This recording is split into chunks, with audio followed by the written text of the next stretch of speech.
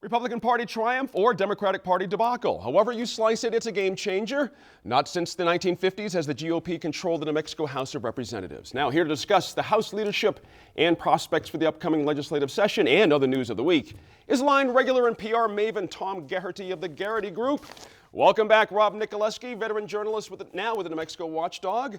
She's co-publisher of DukeCityFix.com and an attorney. Welcome back, Sophie Martin. And we're glad to see Inez Russell Gomez, editorial page editor for the Santa Fe New Mexican. Tom, Representative Don Tripp of Socorro is poised to be Speaker of the House, and GOP caucus elected Nate Gentry to be the new majority leader. Let's start with Mr. Tripp. There was no loss of love for Mr. Tripp. It seemed fairly unanimous at the caucus meeting. Your sense of him as in this new position, excuse me. Yeah, well, I think that, if everything plays out the way that it's supposed to, I think it'll be good for New Mexico, good for the House. He's a leader who has endorsements from both sides of the aisle, which is what you want to see, through a Speaker of the House, somebody who has respect from both sides. Now, he's not going to be liked by all sides, and probably, the behind-the-scenes decision that a lot of folks are still curious about is where's everybody's offices? Where are they going to be, right? I mean, I say that tongue-in-cheek stuff, but but in addition to that, there are 15 committees for chairs and vice chairs. So, it's a very big move, and I think the Republicans have a great opportunity to show that, when they were talking about bipartisanship, when they were in the minority, let's see how much that bipartisanship plays out now that they're the majority. Interesting. Inez, his style, everyone has their own style, certainly, but you can't be the same person as a rep as you are when you're leading people. And finding those little attributes of leadership are always kind of tricky. What do you see in Don Tripp that'll make for his leadership abilities on the floor now? I think the most important thing is that he's very well respected and people know that he keeps his word. Gotcha. And I really believe that when you're asking people for their votes and to support particular positions or to get behind the governor's bill, you have to be able to deal honestly with them, and he's got a great reputation for that. There's going to be pressure, Rob Nicoleski. To think about what Tom just said about the 15 chair and vice chair seats. I can imagine the line down the hall. Everyone's cozying up now. Don, weren't we buddies? All that. These are not easy decisions, though. They're very strategic, aren't they? And sometimes there's a lot of pressure from other parts of the world to make certain choices. He's got a tough thing ahead of him. There are a lot of strategy decisions to be made because even though the Republicans have now taken over the House, and which surprised a lot of people, I was very surprised, not just that we saw a 37-33 complete reversal. But the other thing that surprised me was that I totally expected a lot of razor-close races, but none of them. No legislative races went to an automatic recount, which really surprised me. There is an automatic recount in the land commissioner's race, but nothing else across the state.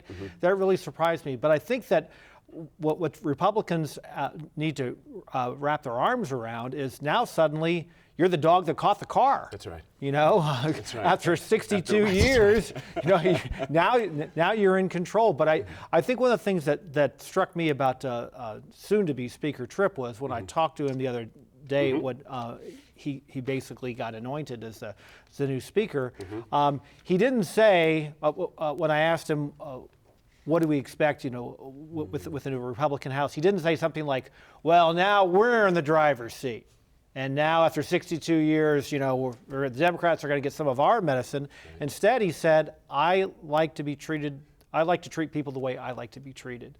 So that's a bit of an olive branch out there. But just like Tom said, I mean, the kumbaya moments will come to an end, I'd say by the middle of the 60-day session. But at least I think the right tone has been set. Sure.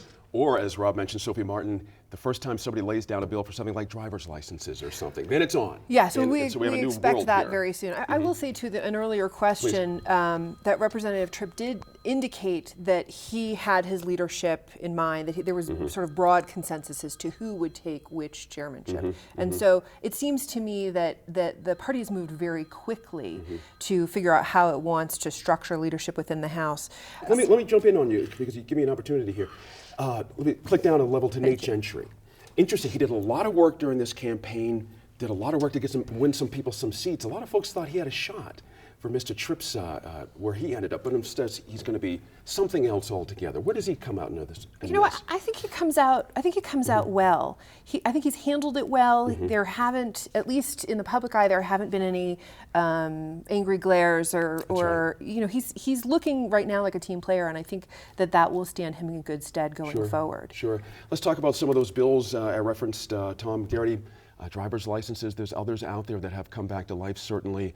And the feeling at this table on election night is if this came to pass, there were certainly a lot of conservatives being Democrats who could help out this situation. What do you think about this? The math is going to get interesting here with some of these. Well, it is, and you know, I will differ from Rob. I hope that the bipartisanship and kumbaya moments last until, you know, the 30-day mark of the 60-day session. I don't think it's going to last quite so long because of bills like voter ID, driver's license, and now right to work, which was one of those bipartisan bills. You know, let's carve out the government unions. Now I think we're going to see right to work for everybody, and it's going to impact. Retention is going to come back. And third grade retention, yeah. So you know, it's like a greatest hits album, right? And it's going to be coming back. And you know, the Democrats, you know, post-election have been saying, well, we're going to rely on the Senate to stop a lot of these bills. Well, they've always relied on the Senate to stop the bills, you know. I mean, but that was just part of the nature of the way the House was set up. Sure.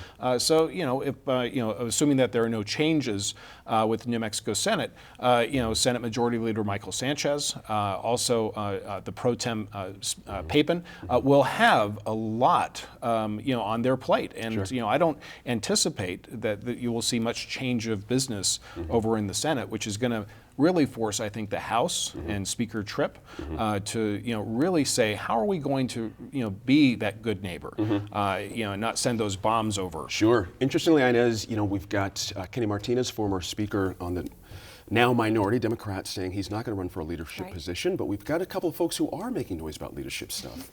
Yeah, it looks like Brian Egoff of Santa Fe and Alicia Alcon of Milan are interested. There was a story today that Patty Lundstrom of Gallup might also be interested. I think that the Democrats going forward have to figure out a way to not just be the opposition party in the House, but to be people who present an affirmative agenda that shows where they're different from Republicans, and then also find the ways that they can compromise. You know, we wrote an editorial this week talking about your victory. If you can be humble in victory and in defeat, you might have a better chance of governing, because Democrats obviously didn't get voters out, but Republicans only won their majorities with 38% of the people voting. So you don't really have this huge mandate from the population to go out and do whatever it is you want to do. You won, you're going to push the things that you're for, of course, but there might be a way to do it in a more bipartisan fashion that actually gets legislation at the other end that the governor will sign. That's well said. So I think just to build on that, you know, when the governor is a member of your party, the governor is the sort of the leader. You know, is when you are out of the governor's chair, you need somebody at the top of your legislative committees or legislative groups to really serve as a champion, a chief campaigner, a policy setter. And so the Democrats are going to need, I think, a loud and strong voice to help to balance the voice of the governor. Rob, we're under 30 seconds here, but Kenny Martinez says he's not going to seek, like I mentioned, a leadership position. Does that leave a little bit of a void? He's got a lot of experience there with leading people.